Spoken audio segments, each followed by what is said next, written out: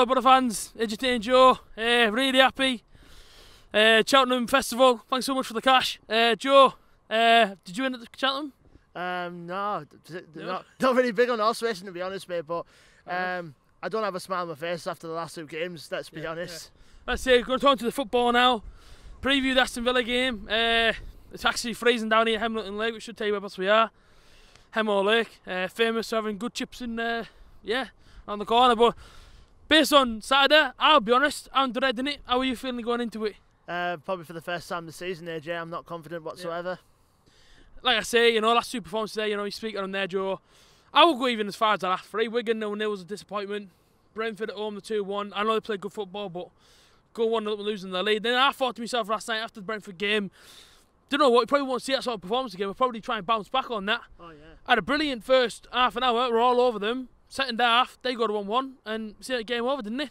It was. The question mark, regarding Daniel Ayala, just as we're recording this, apparently the Boro are going to be claiming to the Football League because if that turns unsuccessfully, Ayala could be looking at a 4-match ban. AJ. I don't think it was a red card. I've watched it back twice now. Yeah, do you think it's a red card? No.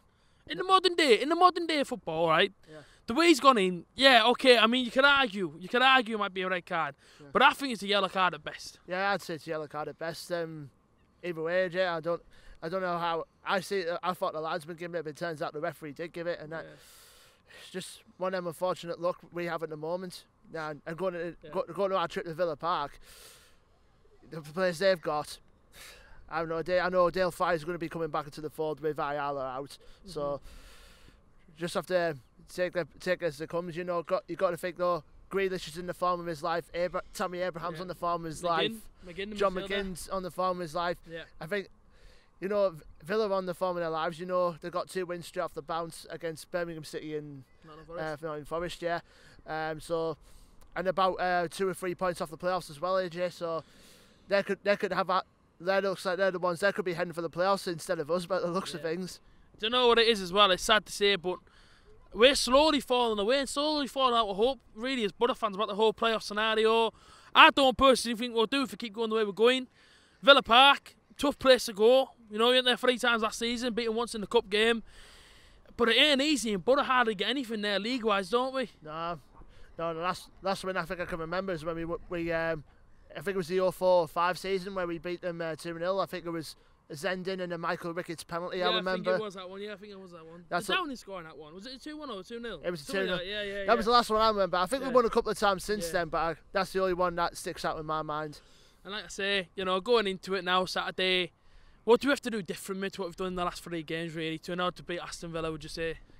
Got to have that killer instinct in front of goal. And stop making themselves in the tale of 2 halves again, because that's been the story of our season, really, isn't it? First half great, second half disappointing.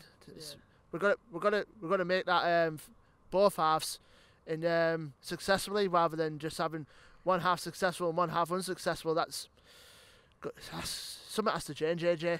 Don't get me wrong. Yeah, absolutely. I say it's very much frustrating down the Riverside. Obviously, as we all heard last night, and obviously in previous games, that one, the boos are coming back. Tony Pulis is slowly getting the boo boys back on his side, which probably doesn't want on his side, but it's happening. It's frustrating. Frustrating. I think it's frustrating for those ones who want Pulis out. Yeah. The only way that Tony Pulis is leaving this club is if he walks at the end of the season. We all know his contract's out at the end of the season, and that's the only way he'll leave the club, to be honest. Yeah, well, like I say, I absolutely agree. And I'll be honest with you, Saturday I'm dreading. I feel like the only way we're going to go there and get anything is if we start on the right foot, start on the front foot, push them back, and then if we get the first goal, I'm sorry, but at Villa Park, you've got to be going there at least getting 2 or 3, haven't you? I mean, lead as well. Yeah, you've got to have that killer instinct in front of goal, and that's what we've been lacking. I think the only person really that's got the killer instinct at the minute is the man who's scoring every single game, pretty much, is Ashley Fletcher. Yeah.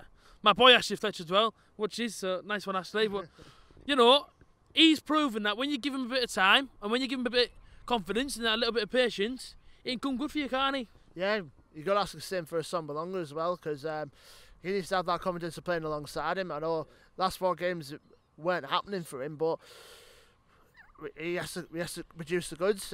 Wing, Lewis Wing, I keep saying to myself, he's still not fully match fit, I would say, and I think yesterday showed that. I think, and Mikel, I think he's close. He's edging ever closer to getting that goal. Post last night as well. Yeah, he hit the post. So you got to have that killer instinct in front of goal, and just, I'd say Saturday at Villa Park, just go for broke. Yeah. I'd say. And in terms of their sort of team, who is the one man that scares you the most? Who do you think's going to really hurt us on Saturday? There's plenty of players that can scare us, AJ. You know. Yeah. We all said about Tammy Abraham. I think there's about 18, 20 goals he scored this season. Jack Grealish, fair play to him. Obviously, he was in the form of his life, you know, considering what he took at Birmingham City, getting a whack in the face. And for my opinion, it was a disgraceful on the spot from the Birmingham fans' perspective. Yeah. Anwar Ghazi as well, who's their main wing player. He's on loan from Legal at the minute. He could be a threat. And don't forget our old Uncle Albert Adoma. Yeah. Don't forget about him.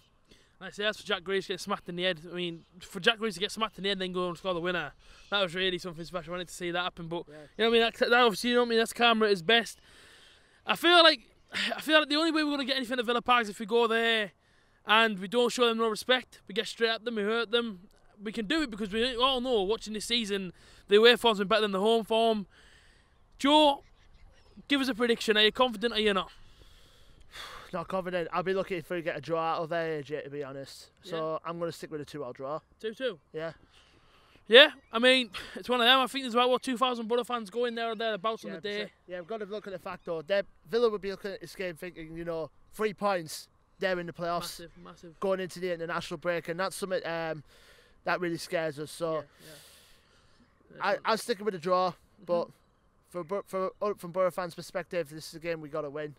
To go into the international break knowing full of confidence. Going into the next couple of games, obviously the 2 big home games against Norwich and Bristol City. It's a must win, but I'm still staying a draw. Well, you're saying a draw. I'll be honest with you, I'm not confident. I don't know if we're going to get anything from this game. I'm not trying to be negative, I'm just being as real as I can be. They've got a lot of players that are going to hurt us. Tammy Abraham, that you mentioned there. McGinn runs in midfield for them. Even Whelan, to an extent, when he comes on, he looks powerful. Jack Grealish in there. Abadom, El Ghazi. Ahmadi, the whole team's can hurt you. Villa Park as well, most favourite away day in the Championship going. I can't wait to be there, Villa Park, on Saturday. I'm sure the atmosphere's going to be absolutely booming. Great to all the Boro fans about the bought ticket going down there. Safe travels. My prediction for this one, I want to say a Boro win, but I'm not confident. But I also don't want to say that they'll lose on camera, so I'll go for the 1-1. You know what I mean? I'll take a point in the Villa Park. It wouldn't be too badly. Yeah. From me and Joe, Emily and Lake, thank you for watching. Like, comment, share, and subscribe, and I'll see you guys next time.